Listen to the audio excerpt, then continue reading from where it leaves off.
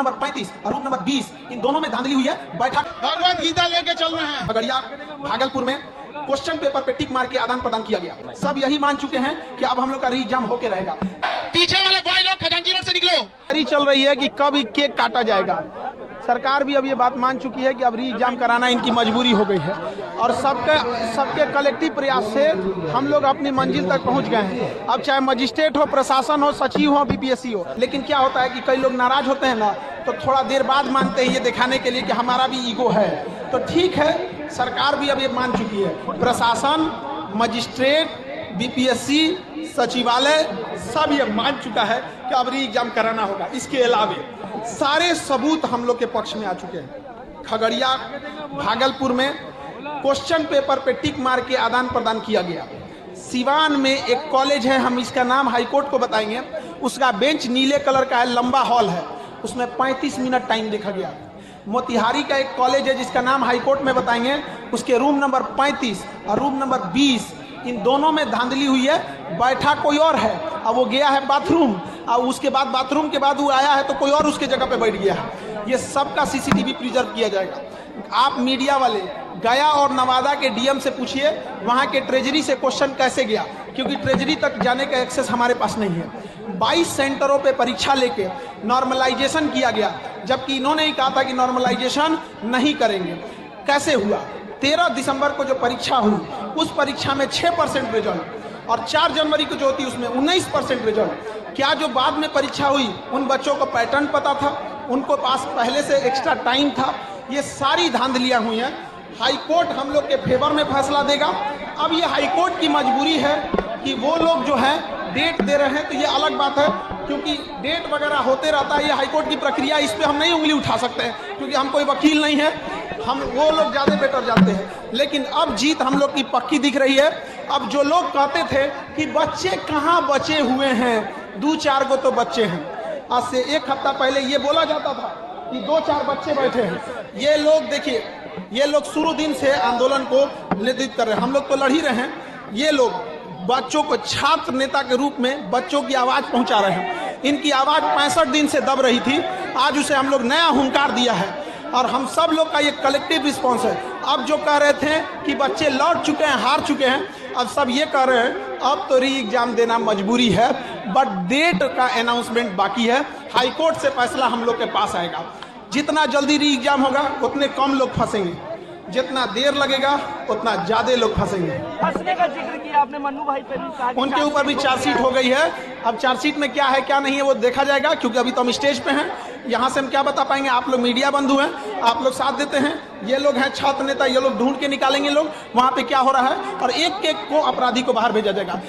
आयोग अपने कुछ चहेते पत्रकार को भी रखी है, जिसके माध्यम से वो र्यूमर फैलाती है और कहती है कि री एग्जाम भूल जाइए। वो पत्रकार आयोग की ओर से बोलते हैं लोग और कहते हैं कि 70वीं 71वीं की तैयारी कीजिए। ऐसे ऐसे पत्रकार है जिसका भाई डीएसपी है, जिसको हम लोग जेल कराए हैं लोग, और वो भी बाहर आया है। अगर वो डीएसपी बाहर रह गया तो सारा सीट बेच देगा। सरकार बताए जिस डीएसपी को 3 महीना जेल की थी उसे छोड़ी क्यों?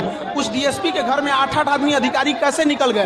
वो लोग से एक बार सवाल पूछिए, जवाब नहीं दे पाएंगे। और ऐसे लोग आयोग के पक्ष में बैटिंग करती हैं। और ये लोग को देखिए, इनको पैर से पूरी तरह स्वस्थ न होने के बावजूद ये लोग आंदोलन को डे 1 से लीड किए।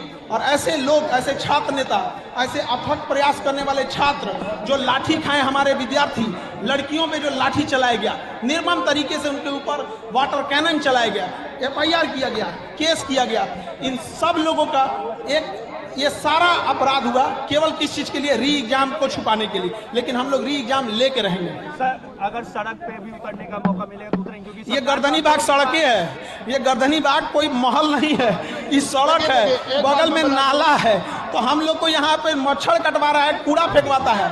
आप देखिएगा ध्यान से ना, तो उधर ना पूरा कूड़ा का डंपिंग सेंटर है, पूरा बीमारी उधर से आता है। और इधर पुलिस के लोग बैठे, 3-3 गो थाना है, जब मन तब ये लोग कुछ कर सकता है। और इधर एक पागल खाना है कि अस्पताल है, क्या है पागल खाना है, क्या है पता नहीं क्या है।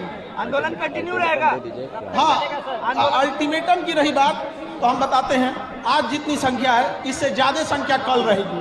कल अगर री एग्जाम नहीं होता है तो उससे ज़्यादा संख्या परसों रहेगी। सरकार मजबूर न करे कि हम लोग लाखों की भीड़ लेके गांधी मैदान पहुंच जाए, क्योंकि गांधी मैदान भी हमारा ही है, वो किसी सरकार की अपनी जागीर नहीं है। सरकार जब देर से काम करती है तो ही विपक्ष को मौका मिलता है। अभी सरकार के पास मौका है, कोई नेता लोग को हम लोग एंट्री नहीं दिए हैं। ये विशुद्ध रूप से छात्रों का आंदोलन है, हम लोग एक अभिभावक के रूप में उनके पास हैं। आपको एक काली हकीकत बताते हैं बीपीएससी की। यहाँ आपको 32-34 साल के बच्चे मिलेंगे जिसको आप सवाल उठाते हैं, एक बात में सवाल उठा देते हैं कि ये लोग क्या पढ़ाई कर रहा है। अरे वो सब पढ़ने वाले बच्चे थे। कभी 4 साल पे वैकेंसी आती थी, कभी 5 साल पे, कभी 200 सीट आएगी ना तो 200 का 200 बेच देगा। इनमें उनका क्या अपराध है? उनको नॉन सीरियस बोलती है ये आयोग, खुद नॉन सीरियस है। इसको री एग्जाम पीछे वाले बॉय लोग खजांची रोड से निकलो, बॉय लोग को खजांची रोड से। भाई रिक्शा वाले कौन है? बहुत बहुत धन्यवाद उनका बोलना। उनका फीस कितना हुआ आपका? फोटो ही चाहिए। नहीं अरे ले लो।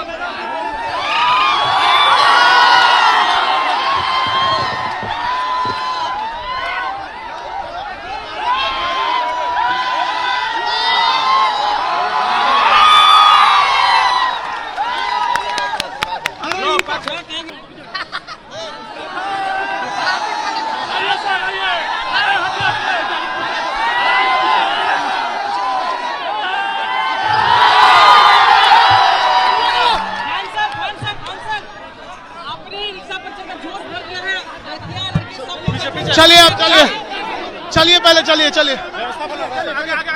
व्यवस्था रखिए। लोग जीवन में शरीफ थोड़े थे हम लोग भी बहुत अपने विद्यार्थी जीवन में बदमाशी सब लोग करता है। इतना ऊपर से इस एज में इतना वजन के साथ छलांग लगाना सर हाथ में ये क्या लेके